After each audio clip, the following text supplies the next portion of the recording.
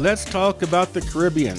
One of my favorite places. My dad's side of the family is Caribbean. My grandfather immigrated to the United States in the early 1900s from the Bahamas. So, and I still have a lot of beloved cousins in the Bahamas that I get to visit from time to time.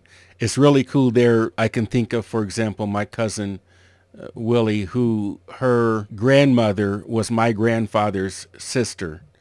And so kind of distant cousins, but a lot of extended family. And I'm lucky enough to, even though I didn't grow up anywhere near them, fortunate to be able to maintain a relationship with them.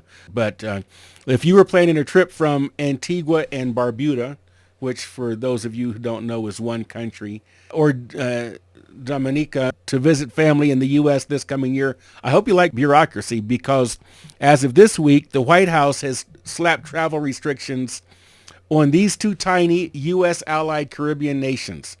Why? Because they have citizenship by investment programs. The administration, the Trump-ire, says it's a security threat. They claim selling citizenship is tacky and dangerous because it lets people conceal their identity.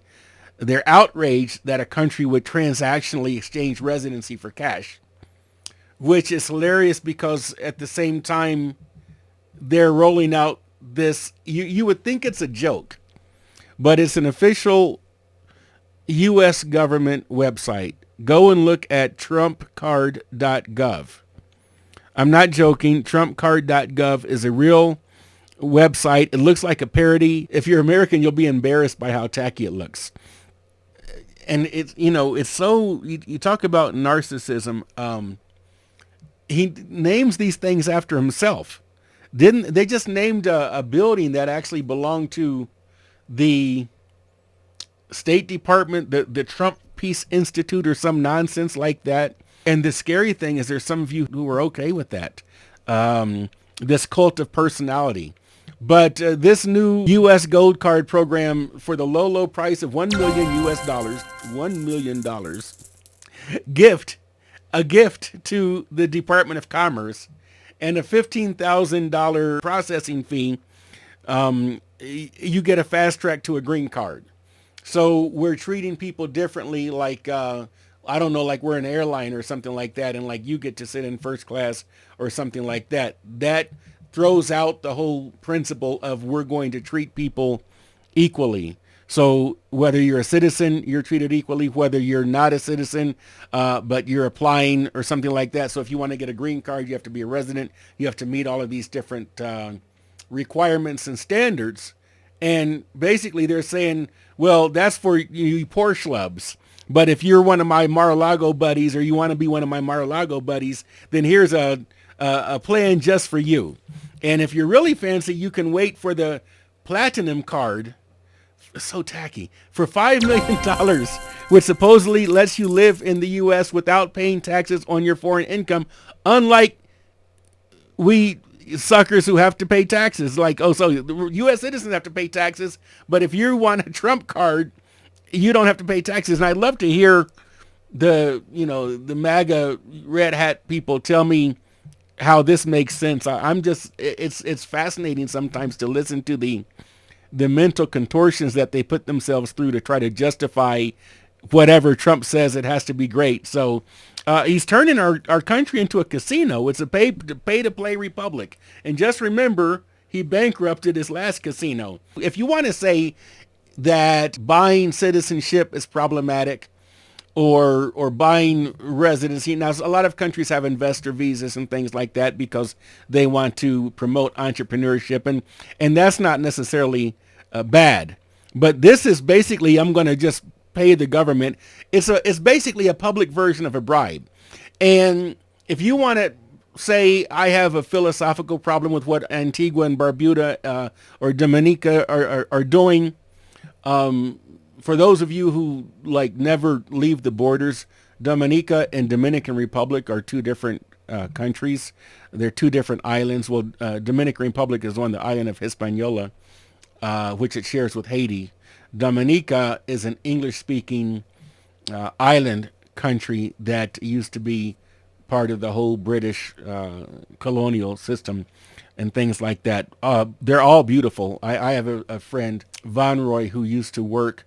He was a DJ, and he's from Antigua, and it's really cool because you're from this like tiny place, and it's not like the country is just a giant military titan or anything like that, but you get to be part of this little exclusive club. Like there's, I mean, it's like a 50, I don't know the population of Antigua, but it's really, really tiny country. And I remember thinking, wow, you know, it's cool to know somebody from such a tiny place. But great guy.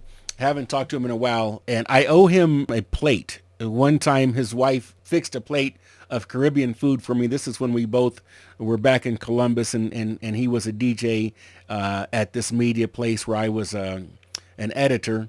And his wife fixed me this plate of food, and I never got the chance to return this plate to him and his wife. And so I still have this one plate, and I have this guilty complex because I have their plate. But I still have it as safe and sound, and so maybe one day, this was 30 years ago. So, but anyway, Von Roy, if you're out there, I still have your dinner plate. But you know, if we want to say that their visa or their residency, basically, you know, in selling a passport is questionable, you can make an argument for that, but you can't if we turn around and brazenly do the same thing and do it in a much tackier fashion. I mean, what happens if a Russian oligarch gifts $1 million to our Department of Commerce? And this is what they call it. I'm not being sarcastic when I say that. Go and read the website, trumpcard.gov. They actually have the gall to say this. Oh, give us a gift and we'll do that. Well, that's not a gift. That's not a gift. That's a fee. That's a payment. But that shows how brazen the Trumpire has gotten now in this administration. There, you know, the intellectual honesty is at an all-time low. It's not about security. It's about monopoly. They don't hate citizenship for sale. They just hate that they have competitors. And the Caribbean isn't taking this lying down. Prime Minister Gaston Brown of Antigua called it unjust, pointing out that they've cooperated with every U.S. request, meaning if the U.S. wants to get some dirt or get some information on somebody that's applying for one of these things, they've always cooperated. They haven't, they've been open and had channels of communication to prevent crime and criminals and shady characters from getting these in their country. And he really has called out that it is unfair. The Caribbean, which is a bunch of different countries, and there's a spectrum of how friendly they are with the United States. On one end, you have Cuba, which is not friendly to the United States.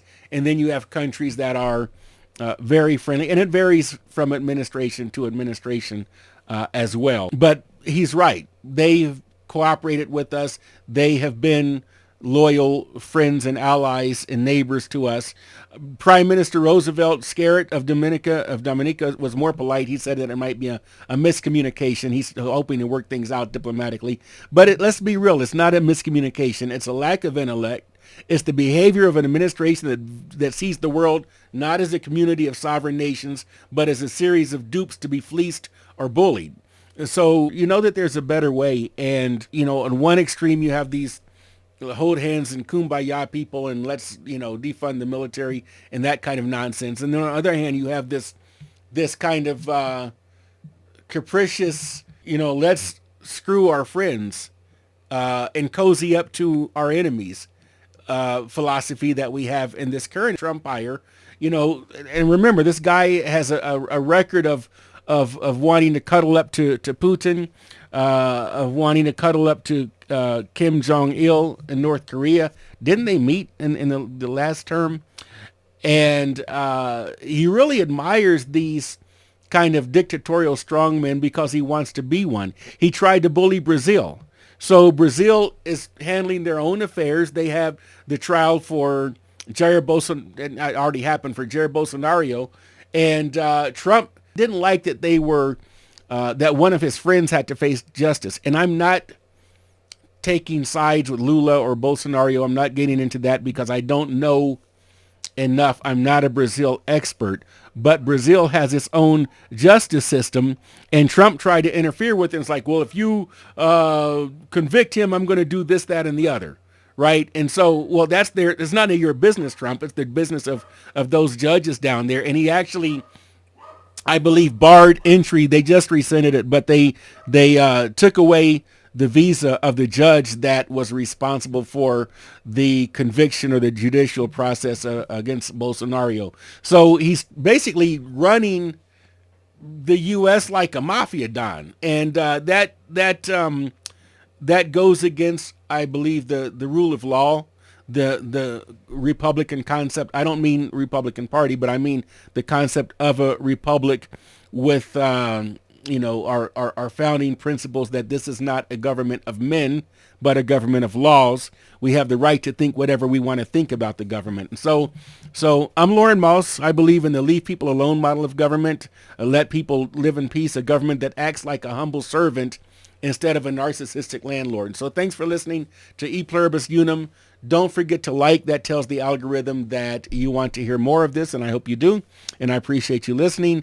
And, of course, subscribe. And if I'm wrong, if you agree, that's nice. Let me know in the comments. If I'm wrong, I really want to hear from you. Tell me where I'm wrong. Tell me why what am I missing, or how the great Trump is going to save us all, and I'm just, I don't understand. Help me understand. Talk to you soon. Will remorse unum.